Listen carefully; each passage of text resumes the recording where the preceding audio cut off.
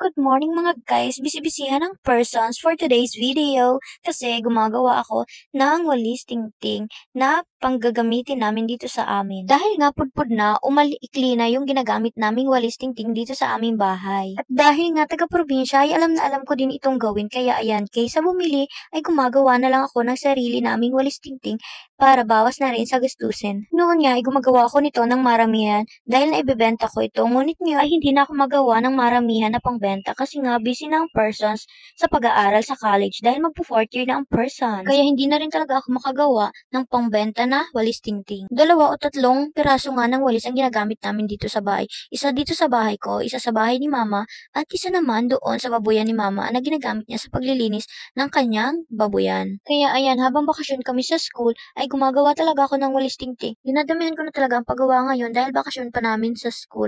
Dahil kapag may pasukan na naman, ay hindi na naman ako makakagawa nito. Mabilis pa naman mapudpud ang mga walis tingting sa amin dahil nga araw-araw kaming nagwawalis dito sa amin dahil pag probinsya, talaga naman napakadaming mga laglag na dahon araw-araw. Kaya mabilis mapudpud ang walis dito sa amin. At na nga po, ito na po yung nagawa kong walis tingting for today's video. Bali, isang tali na nga rin po ito ng walis tingting ang nagawa ko sa loob ng halos mag-iisang oras kasi hindi po talaga madali gumawa ng walis tingting. Napakahirap po, promise. Yun lamang po. Salamat sa panonood.